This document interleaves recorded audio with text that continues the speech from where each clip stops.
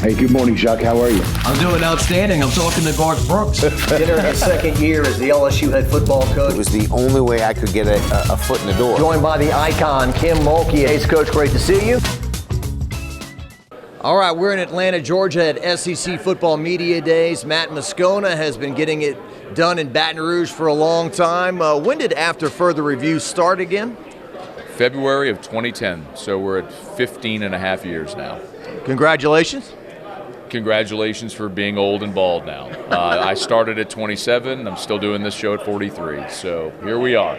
Well, and the industry has changed so much. Back when you started, there wasn't the YouTube content. There wasn't just, everything is multiplying. It's just getting bigger and bigger. It's become an ocean of media. Yeah, I mean, my intention has always been be wherever your audience is. I love radio, but I'm not romantic about it. I just want people to consume my content. So I believe you have to be wherever your audience is, and that means terrestrial radio, short-form video, long-form video, podcasts. So Instagram, TikTok, YouTube Shorts. It's just a different world, and you adapt or you die. And so I think we've done a pretty good job of that with our whole station and staff. Well, I think I asked you one time about sleeping. You said that you fall asleep when your head hits the pillow. You don't have any trouble sleeping. But this guy right here, Morning Scone, a 3-hour show, which I have guest hosted a couple of times and was exhausted an hour and a half through it, and then thinking, I'd have to do this 5 times a week. And then in the evening, and you just continue to go. Locked on LSU, great podcast. Check it out if you haven't. Jacques, I don't know if this is good or bad. I just don't have a lot of hobbies.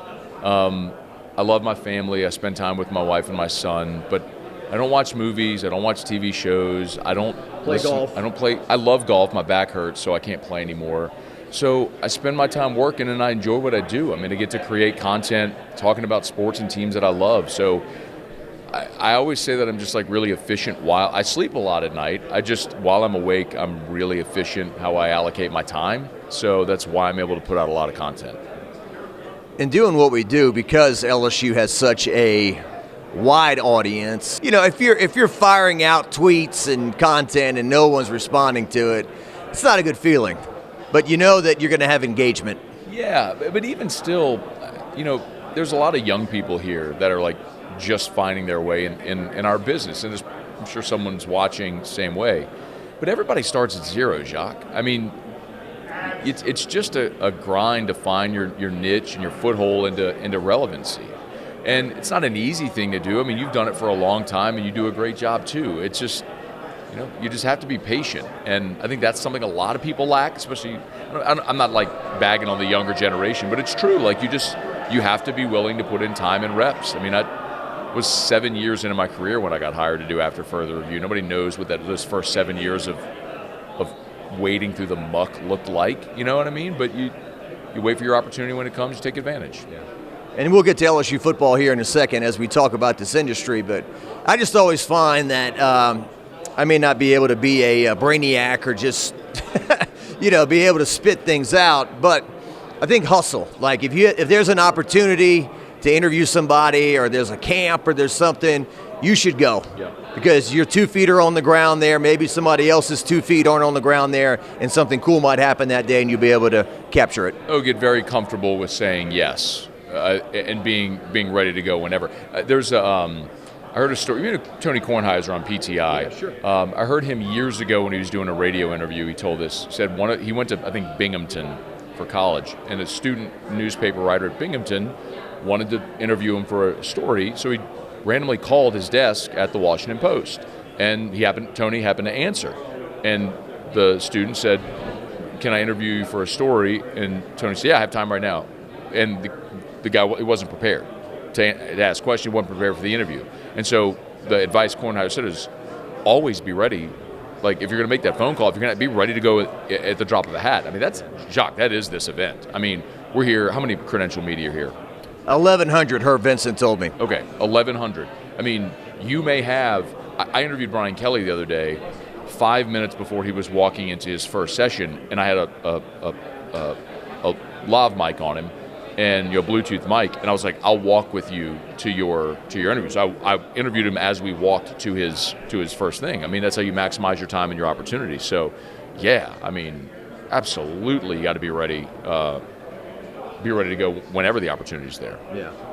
And you build your own audience. I tell them you got to have something that nobody else has. Like, you're never going to build an audience retweeting Stephen A. Smith all day or national people. You got to create something that says, oh, did you see that great story Matt Moscona had? Or did you see that great conversation Jacob Hester had? Now, Hester and Flynn, they built their brand playing on the field for LSU. You played. I didn't do anything. But I played in high school. Played in high school. That's a difference. Catholic high. Go Bears. Go Bears. Well, let's dive in. So LSU football. This is year 4 of Brian Kelly. I remember year 2.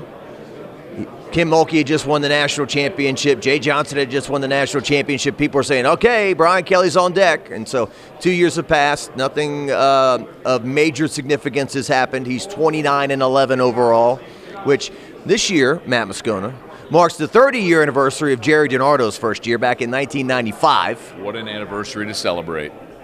Bringing back the magic. Love it. The first winning season in 6 seasons. It's 6 straight losing seasons, yeah. And Jerry DiNardo's record and Brian Kelly's record are very similar. Now, the difference is Jerry DiNardo wasn't coming off 3 national championships in recent memory, and he wasn't being paid $9.5 million a year. So when I hear people say, do you think they're going to get rid of Brian Kelly after this year? You and I both know unless they go like 3-9 or something, that's not going to happen. But it is interesting how expectations have changed and how much people, their definition of winning has changed. Yeah. 7-4-1 in 1995 was winning. These days it's losing. So when you can't have a tie these days anyway. But anyway, going into this year of Brian Kelly, you said fair expectation, baseline 10-2, make the playoff. I think that has to be the expectation this year. And listen, I understand one of the things that maybe has been overlooked too much is what Brian Kelly inherited. It was a mess at the end of the Ed Ogeron era, where they played a bowl game with a receiver at quarterback with 38 scholarship players available. The culture had eroded. It was bad. For all the greatness that 2019 was, the next 2 years were bad. So Brian Kelly walked into a situation where not only did he have to rebuild culture, he literally had to rebuild the roster. Jacques, they had 38 scholarship players in that bowl game against Kansas State. I think Jaden Daniels, as magnificent as he was, accelerated some of that progress, beating Bama in year 1, getting the SEC championship, a Heisman in year 2, and they probably had more initial success than they should have. And as a result of that, the expectations continue to ramp up. Now, I also think Brian Kelly's made a few missteps.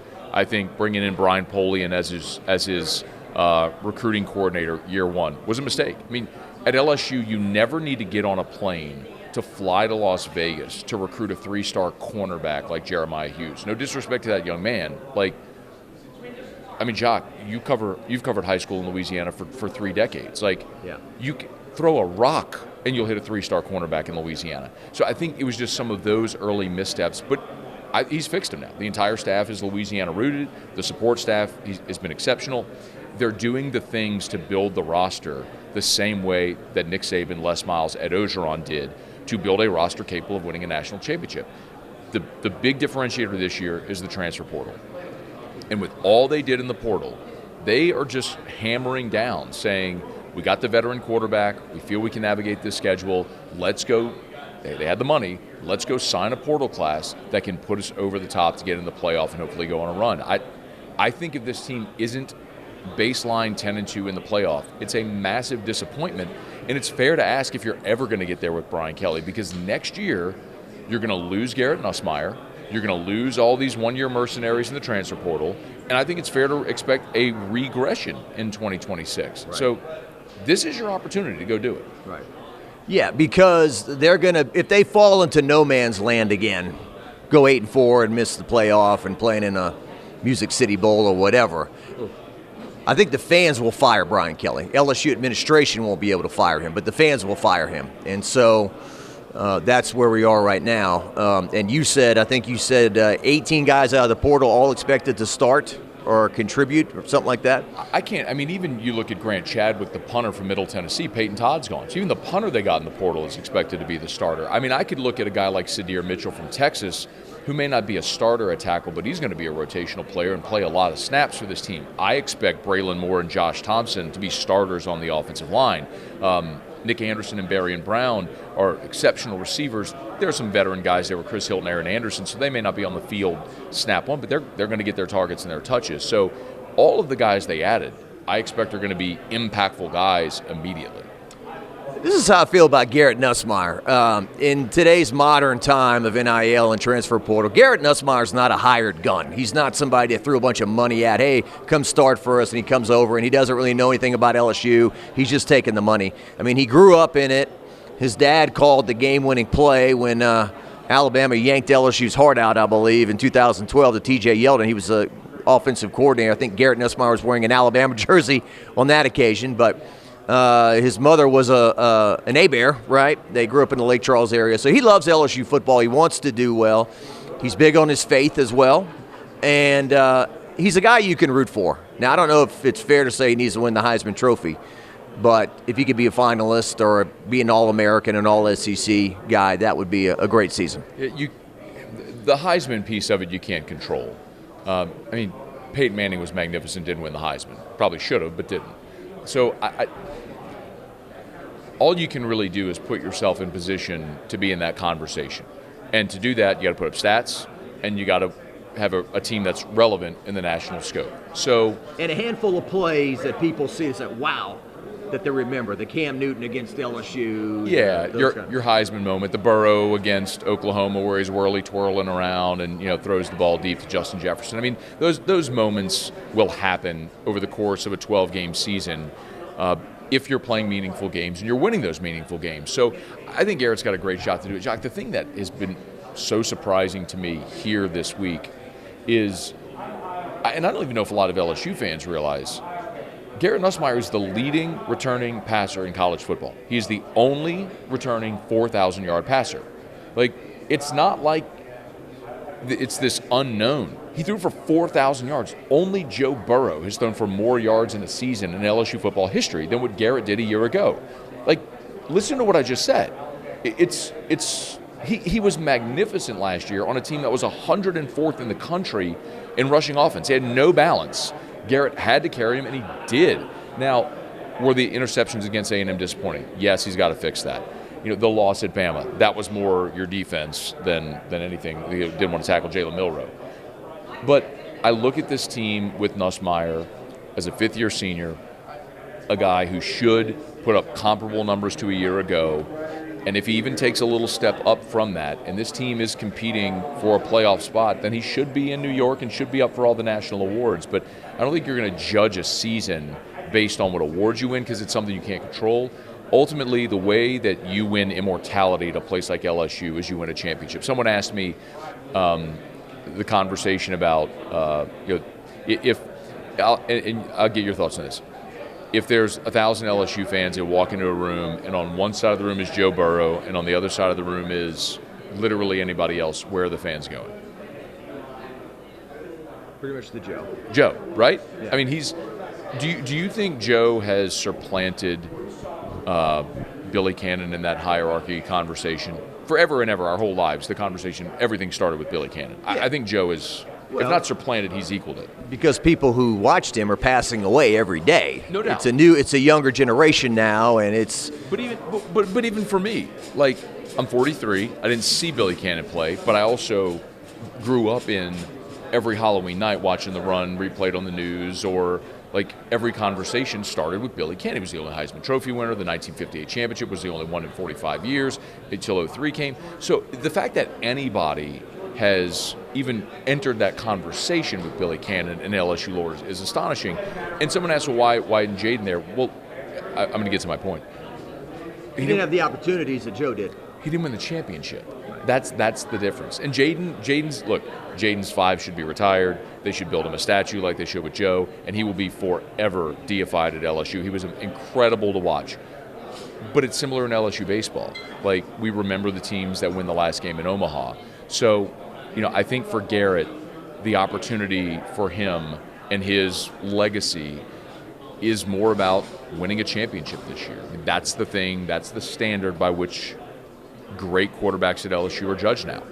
Well, Brian Kelly had a soundbite here this week that I think kind of turned the knife on LSU fans. He said we had a national championship offense in 2023, and our defense was so putrid it was, it pulled us underwater. It was like a chain ball attached to our ankle, and Jaden therefore didn't play in an SEC championship or 2 playoff games like Joe did. Yeah. And so, I think Burrow.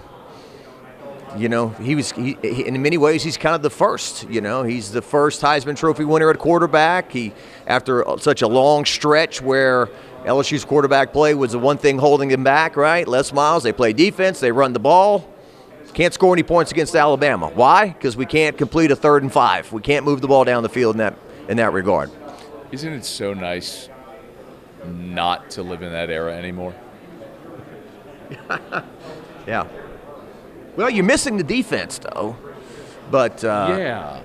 But as the game was evolving, just doing it over and over and never making changes. Didn't modernize. I mean, you get sick about it. The people forget, Jacques. Like the 2016 team, the year Les got fired. Look at the starters on that team. That was an NFL roster. I mean, your running backs were Leonard Fournette, Darius Geis, Darrell Williams. Foster Moreau was your tight end. Will Clapp, Ethan Posick on that offensive line. At receiver, you had Russell Gage and Malachi Dupree and DJ Chark. You go to defense, man, you had All-American Arden Key that season. You had Devon Gacho still playing in the NFL.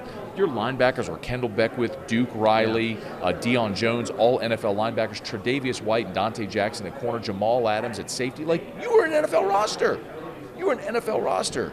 Like 2016 for me is one nobody ever talks about that got away. That team in 2016 should have won a national championship. Well, I think Leonard Fournette was the only one that opted out of the bowl game against Louisville, and Lamar Jackson. Everyone else played, and Lamar Jackson, the Heisman Trophy winner, did not score a touchdown that day. I mean, I think Gottschall hit him for a safety. Jamal Adams chasing him down laterally, all the guys you talked about. Ard had 3 sacks in the game, I think. 3 or 4 sacks in that game. Right. It was incredible. Right. Yeah, that was a preseason top 5 team. And I always joke with Brandon Harris that it was kind of a bad sign that a top 5 national team, junior quarterback, and they didn't take him to SEC Media Days. So that kind of told you how they felt about their quarterback spot. Maybe. Who went that year? Posick? I don't even remember. It doesn't matter. What I do remember is I went to Lambeau, and the trip was awesome. The game was miserable. Yeah, everything about the Lambeau trip was amazing except for the game. The weather, the venue, what do they call those curds? Cheese curds. Cheese curds. Same thing happened with UCLA. Same thing with USC. I mean, and honestly, Jacques, that's why our station, we're not going to Clemson. We're not investing in going to the opener again. I've seen that movie. So we're going to go to Nashville instead for the LSU Vanderbilt game. I've got a few neighbors that have told me the same thing. They've told me, we've been to the Rose Bowl. We went to Vegas. We went to Orlando. We've spent a lot of money. We're going to go to Nashville when they play Vanderbilt and enjoy Nashville in the fall, but we're not going all the way to Clemson in the heat and sit way up by the moon and perhaps watch us lose again. So let's talk about this first game. So I think you talked about it. I remember growing up in the late 80s, LSU would open up with Texas A&M every year when they weren't in the SEC. They would play non-conference games with Florida State, Notre Dame, Ohio State, Miami of Florida. A lot of people now are saying, why are we playing this game? Why do we have a hard game to start? These things are set up years in advance. We know that. It's not like baseball. But your thoughts on this opener? So it's a double-edged sword. If your goal is you want to win a championship, then you can say, to be the best, you got to beat the best and challenge yourself. It's baloney. It's total garbage. Nobody in the year 2276 is going to give a rip about what LSU's non-conference schedule was in 2003, right? I mean, I remember it because I was a senior at LSU, went to every game. They played ULM, played a game at Arizona, but nobody's going to care. What you're going to do is you're going to walk into the Lawton room or wherever in football ops, whatever that version is, and you're going to see the trophy right there. You're going to have the banner and the flag. Alabama claims 18 of them. Most of these people don't know a rip about any of those teams from 100 years ago. Doesn't matter. So put a path that is navigable. When you have to play in the SEC, it's already going to be challenging enough. Now, what I would like to see, not just at LSU, but in all of college football, is games like you just mentioned, up and down everybody's schedule. I would rather see the Power Four, the top 60 teams or whatever it is, only play each other, exist in their own ecosystem. Like, let the G5 go play themselves and crown their own champion. Let the FCS play themselves and crown their own champion. And the Power 5, Power 4, 5, whatever you want to call it, has its own college football system. And those are the only teams you play. Because, Jacques, there is not a living, breathing soul on the face of planet Earth that is excited about watching LSU play Louisiana Tech or Southeastern or Western Kentucky. It is garbage. It is awful, awful sketch. It's awful entertainment. Nobody wants to see it. You don't want to go to it. You don't want to cover it. You don't want to talk about it. Neither do I. Fans don't want to go to it. You know what they will be jacked about? 07 when Virginia Tech comes in. Yeah, like, people will get up for those games, and it's much better entertainment. But you're not, go back to where we started, you're not going to put yourself at a disadvantage. LSU isn't going to schedule 4 non-conference Power 5 games when a committee of dopes in a hotel ballroom in suburban Dallas arguing crap like game control to determine who's earned the opportunity to play in a playoff. It's nonsense. So no one's going to put themselves at a disadvantage. We have got to get to a point in college football where we have a legitimate playoff. They're at 12. Hopefully they go to 16. I hope they get to 32 eventually. Oh, it's too many. You'll erode the regular season. The regular season's already trash. You have games nobody wants to see, and then you have teams that go undefeated that don't even get an opportunity to play in a playoff because the dopes in the ballroom in suburban Dallas decide that they don't deserve an opportunity. It's trash. It's the most meaningless regular season because it's the only sport in the history of mankind, Jacques. Go back to Rome when they'd wrestle naked in the Colosseum. It's the only sport in the history of mankind where you can win every game you play. And there's a possibility you only give it a chance to play for a championship because of the dopes in the ballroom in suburban Dallas who decide you're not worthy of one of their spots. It is atrocious. And trash? Is that a little strong? The regular season's trash? It's trash. I mean, in October, those games, those non-conference games that you put on the schedule, Southeastern Tech. Right. And I know what someone's saying. Oh, well, you need a breather. You need a layup before you play this hard game. No, you don't. Not if everybody is doing the same thing. Then you're challenged. And then if you have a legitimate playoff, you know what can happen. You're allowed to improve as you go through the season. You get in the playoff and you make your run. Jacques, we see it in high school every year. Like, you can lose games in the regular season, but you have a power system, and then the playoff is seeded, and you hope that it's a good draw, and you go make a run. Like, wouldn't you rather see 12 games that you actually care to see instead of 3 fake wins that you just bought? It is a letdown as someone who covers this, and we got the best jobs in the world, not on a roof or digging a ditch, right? But when LSU is playing a team that you know they're going to beat, you can't get into, well, they got this guy at quarterback and breaking down the game and matchups. It's just like, okay, LSU's going to win. They're going to win big. Now, I'm the one that kind of broke that had that argument. Well, not argue. Well, just a counterpoint to you. In 2019, LSU goes plays Texas. 100 degrees, hot game, down to the wire, LSU wins. The next week, they play Northwestern State in Tiger Stadium. It was a game to kind of get your breath and open date while playing a game. Remember, LSU had several guys they were spacing out suspensions with throughout the year. They can sit out the Northwestern State game, but still, which the Demons led at halftime before LSU, I think, scored 65 and won. But you just want to get rid of that altogether. Yes. You've made that clear. I understand what you're saying. And you don't think that LSU, it's their responsibility to give state teams checks to keep them above water? It's not just LSU. It's all of college athletics. Trev Alberts, AD at A&M, said it best. College athletics does not have a revenue problem. College athletics has a spending problem. If you are an athletic department that generates $10 million in revenue, don't spend 20. Like, it's not LSU's job to fund your athletic department. Not just talking about in-state schools, anybody. Like, if you want new uniforms, have a bake sale. Or whatever the college equivalent is of that. Go fundraise for your program. Like, why should we as fans be asked to pay for tickets to events that nobody wants to see, and you're going to charge a premium for it when you have season tickets. It's just, that part of the system is completely broken, and I feel like the powers that be in college football have pulled the wool over the eyes of the fans for decades, cloaked in this idea of pageantry and all this nonsense, and it's just not what we do in literally any other sport. And the reality is, if you love your team, you're always going to love your team. Like, no matter what happens, when Saturdays in the fall come, you're going to genuflect at the purple and gold altar, and you're still going to be there. Yeah. And I just think we are getting closer to a place in college football where we're going to see better scheduling, we're going to see an expanded playoff, and it's going to be better for the sport, it's going to be better entertainment, it's going to be better for the fans, it's going to be better TV, it's going to be a true champion that's determined on the field instead of with stupid poll numbers, metrics, and idiots in a ballroom coming up with this feigned system. It just, like, I love it so much and I'm passionate about it, but I hate parts of it that have to change. We're going to come up with a podcast. We're going to call it Idiots in a Ballroom in Dallas. Suburban Dallas. Suburban Dallas. A hotel ballroom in suburban Dallas. But you know, Dopes. Dopes is a good word. Boom. Self-important dopes. Self-important dopes. Maybe that'll be the name of this podcast. Two self-important dopes here standing around in Atlanta talking. I don't think I'm self-important. I don't think I'm anything. I'm just a guy who gets paid to talk. So I talk, and if people listen and watch, great. And if you stop listening and watching, then I don't know. I'll go sell roofs.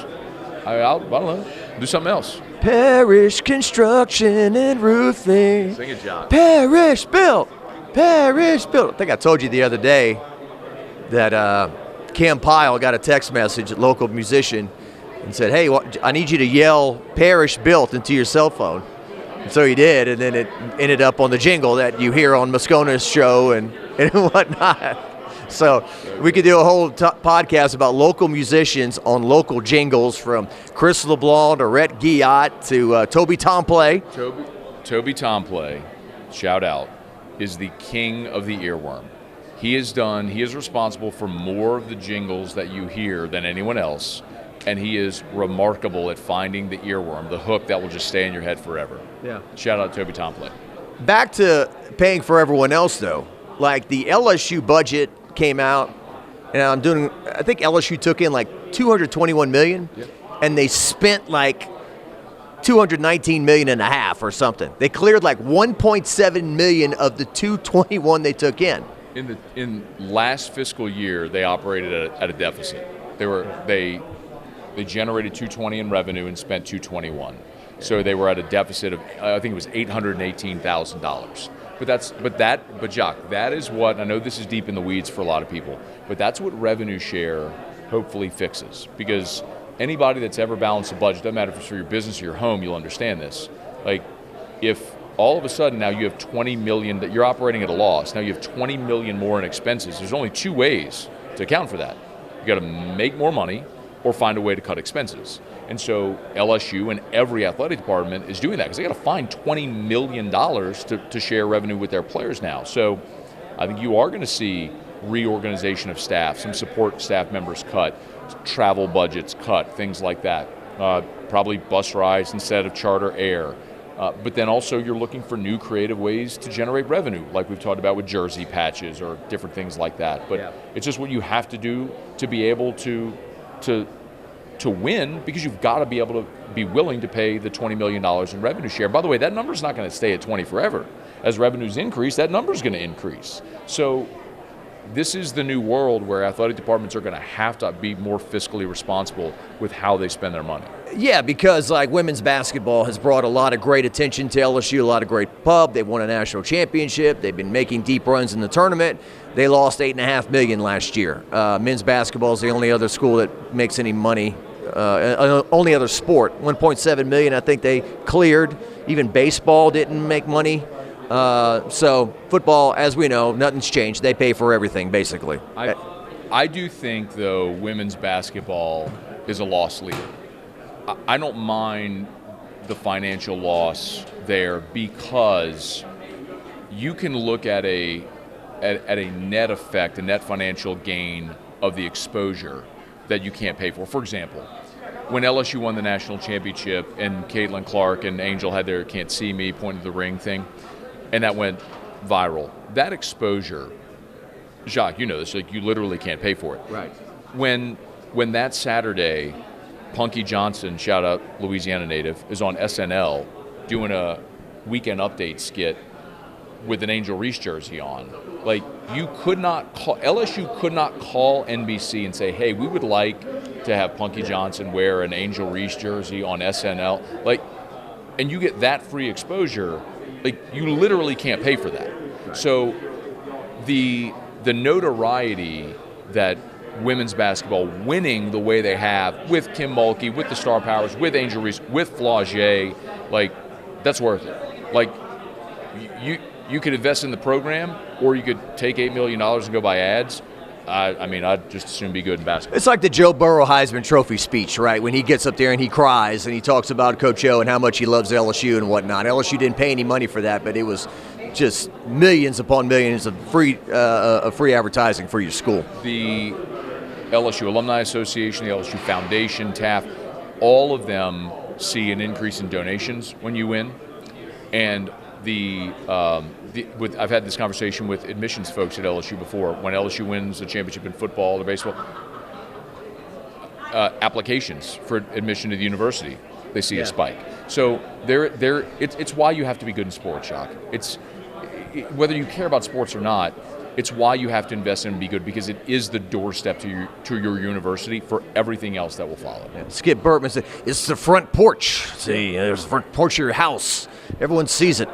And it's an old article, but the New York Times did an article about Alabama from when Nick Saban arrived moving forward, and all the things that have nothing to do with football, I guess that do have to do with football. Enrollment at your school, sponsorship for the school, the population of the city, everything just shoots up when your football team does well. We hadn't talked a whole lot about football team, and we have to get back to work here, but so defensively, we hope they're better. They got this Monsieur Delane out of Virginia Tech. He should start at corner. I mean, I talked to Corey Raymond the other day, just kind of casually, and he said, look, we've gotten players on all levels of defense. We feel like we should be better there. And then offensively, that's the biggest question mark, the offensive line. 4 of the 5 starters are drafted, so now you got to put some new guys in there. You're going on the road, as we said in the first game, loud crowd and defensive beasts that are going to come after Garrett Nussmeier in that first game. Clemson might have the best defensive line in the country, so that's a very tall task. I do think, though, I know it's weird to say, you may roll this back in December and say, man, that guy's an idiot. And maybe I am an idiot. I don't do stuff like that. You could, but I might be. Losing 4 veteran starters on the offensive line, that obviously creates a giant question mark, as you said. They were 104th in the country in rushing offense last year. Look, I'm not saying you're better without Will Campbell and Emory Jones and these guys. What I'm saying is you're going to be different, and I think you can overcome it because a couple things. One, you've gone into the portal and you've added 2 starters. I think bringing in Braylon Moore, who's a true center, and Josh Thompson, who's probably play guard for you. But that's also going to allow DJ Chester, who's your only returning starter and was the weak link of your line last year. But he's playing out of position. He's not a center, he's a guard. It's going to allow Chester to move to guard. So Braylon Moore at center, Thompson and Chester at guard, and then a couple of top 100 overall prospects in Tyree Adams and Weston Davis at tackles. I get it. Replacing Will Campbell, Emory Jones, you're not going to be as good with guys that have never played. I completely see that. But if they need help in pass protection, you got 4 tight ends. You could help. You can always leave it back to Chip. And Nussmeier is a veteran, so you'd expect he'd have good pocket presence and awareness. I think, Jacques, there's a chance that they could be pretty good on the offensive line, even with the 4 starters they're replacing. Now, we may come back here in December and they're atrocious, and you go, man, you're an idiot, because you can't lose 4 starters, including the number 4 overall pick, and expect to not miss a beat. So we'll see. Maybe I'm an idiot. No, you're not. I think they really like Bauer Sharp, just talking about tight ends real quick, and then Trey'Dez Green is a physical freak, and we saw that towards the end of last year. I'm just a little curious about the running game. Caden Durham is great. He'll do what he does, but I just need a sledgehammer. I need some Leonard Fournette in there, and Caleb Jackson is what you're hoping for. He has flashed signs of Fournette where he's struck people, but it's been those little flashes of highlights just in terms of him staying on the field for long periods of time. They just haven't been able to get that out of him yet. Yeah, and I think